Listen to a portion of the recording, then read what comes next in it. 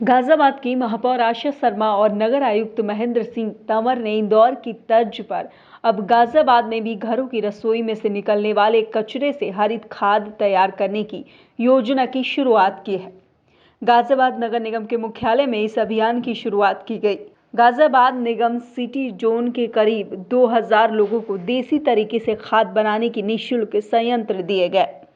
गाजियाबाद की महापौर आशा शर्मा और नगर आयुक्त महेंद्र सिंह तंवर ने लोगों से कहा कि लोग अपने घरों में खाद तैयार करें और उस खाद का उपयोग करें, लगे पेड़ पौधे के लिए करें। आशा शर्मा ने बताया कि गाजियाबाद में लगभग 1200 मैट्रिक टन कचरा निकलता है। इससे 300 टन कचरा रसोई से निकलने वाला होता है, जिसे नगर निगम की कई गाड़ियां उठा कर अन्य स्थानों पर डंप करती हैं। लेकिन अब रसोई से निकलने वाला 300 टन कचरा खाद के रूप में इस्तेमाल किया जाएगा। रसोई से निकलने वाला कचरा इस संयंत्र में डाला जाएगा, जो जाली की वजह से सीधे नीचे नहीं जाएगा। उससे निकलने वाला तरल खाद ड्रम की तली में इकट्ठा हो जाएगा और संयंत्र में लगी टोटी से बाहर आ जाएगा। फिर उसके बाद उस तरल पदार्थ को पेड़ पौधों में डाला जाएगा। इससे पौधों की गुणवत्ता में सुधार होगा और प्रदूषण को भी कम करने में सहायता मिलेगी, क्योंकि खाद डालने से पौधे और अन्य फूल पत्तियां उगेगी, जिसमें प्रदूषण से बचा जा सकता है। क्योंकि खाद डालने से अन्य पेड़ पौधे और फूल पत्तियां उगेगी, जिससे प्रदूषण से भी बचा जा सकता है। स्थानीय निवासियों से जब बात की तो उन्होंने भी नगर निगम की इस पहल की सराहना की है।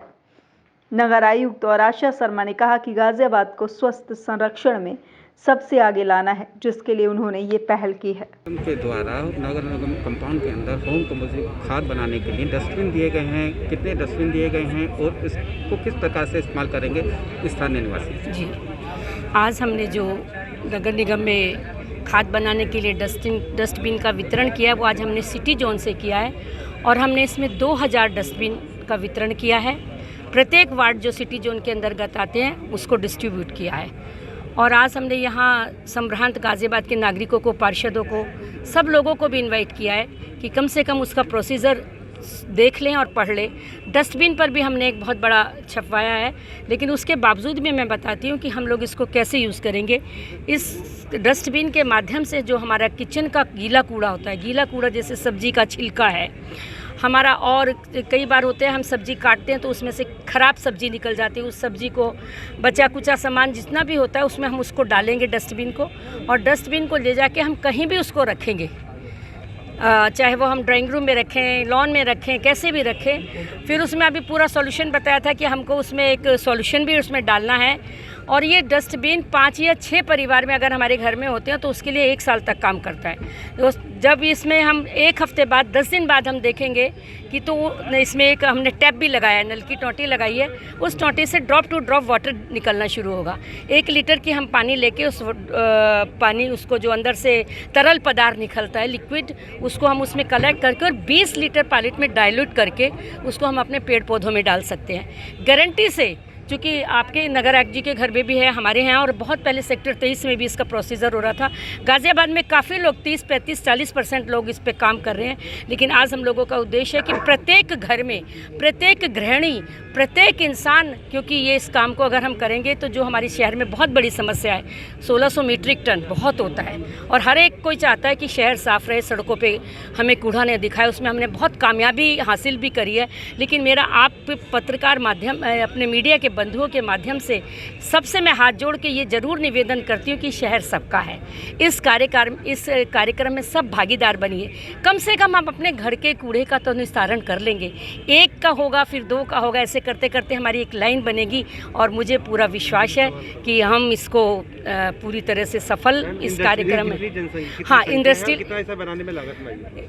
इंडस्ट्रियल एरिया में भी हम इसको पहले, अभी हम लोग सिटी जोन में, क्योंकि इंडस्ट्रियल एरिया का इतना हम लोगों का किचन वेस्ट नहीं निकलता। आप देखते हैं ना, वहाँ इतना बड़ा किचन वेस्ट नहीं होता। बहुत कम इंडस्ट्रीज एरिया जहाँ कैंटीन्स होती हैं या कुछ ऐसे होता है।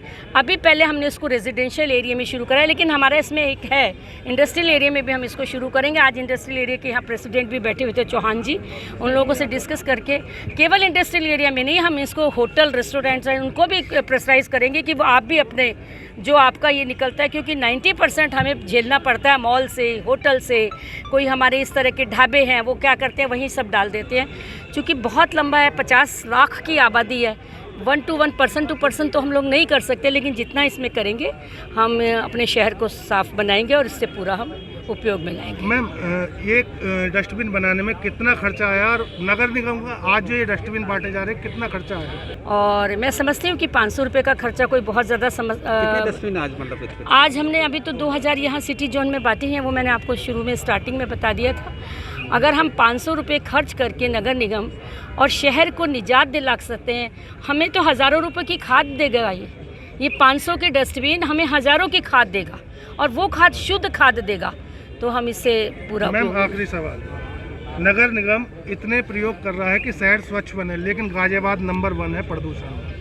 देखिए, प्रदूषण का अलग है, वो केवल नगर निगम के लिए नहीं आता है। प्रद्युमन शर्मा। यहाँ पर नगर निगम को होम कंपोस्टिंग के लिए आपको डस्टबिन दिया गया है, किस लिए दिया गया है और इसका इस्तेमाल कैसे करेंगे आप? इसका हम गीले कूड़े के लिए करेंगे। क्या समझाया गया यहाँ? समझो, हरा कचरा निकलता है हमारे घरों में सब्जियों का, उसको इसमें इकट्ठा करना है, डिकम्पोज करके इसकी खाद बनानी है।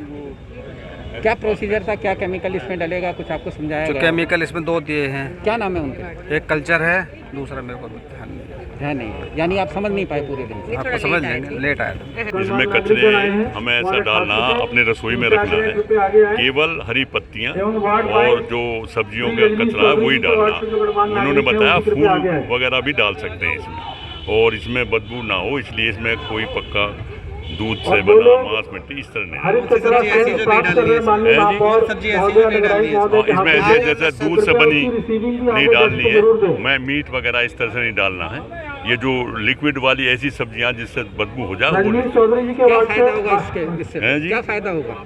इससे फ़ायदा ये होगा कि हमारे घर में जो हमारा कचरा जो इधर उधर उसमें डालते हैं, इसमें इकट्ठा हो जाएगा। और बताया जैसे इन्होंने साल भर तक कहा, तो बहुत अच्छी बात है। आपके घर में पेड़ पौधे हैं? हाँ, पेड़ पौधे कितने हैं? करीब हमारे घर में 50-60। कौन सी प्रजाति के? ज़्यादातर ये फूल हैं, अपने फूलों की प्रजाति के हैं। सबसे पहले उनके गमलों के लिए क्या करते थे? गमलों के ज़्यादातर अपने खाद थोड़ा बहुत बनाया है, गोबर का खाद है, लाते हैं हम, गाय का बना गोबर है हमारे यहाँ एक पास में, उसमें डालते थे। लेकिन अब इससे बन जाएगा तो इससे तैयार जब आपको ये मिला है, आगे चल के और तैयारी को बढ़ाएंगे अपनी आप? हाँ, इससे बढ़ाएंगे और क्या पौधे भी बढ़ाएंगे। और वैसे सर, आज नगर निगम कार्यालय में एक होम कंपोस्टिंग खाद बनाने के लिए डस्टबिन वितरित किए गए हैं। कितने डस्टबिन और क्या उनकी लागत आई और क्या फ़ायदे इससे शहर को मिलेंगे? गाजियाबाद शहर को जो लागत है करीबन 500 रुपये की लागत इसमें आई है, और 400 रुपये की लागत है। 100 रुपये हम लोगों ने इसमें मेंटेनेंस कर रखा है कि जितनी बार भी टीम को जो कॉल सेंटर हम लोगों ने बनाया है, कॉल सेंटर का पूरा खर्चा इसमें शामिल है। तो 400 रुपये और 100 रुपये वो मिला के टोटल कॉस्ट इसकी 500 रुपये है। आज 2000 इस तरह के जो हम लोग डब्बे हैं वो आज सिटी जोन के लिए हम लोगों ने वितरित किए हैं। बाकी माननीय महापौर मैडम के निर्देशन में हम लोग बाकी 4 जोन में भी इसको कवर करेंगे।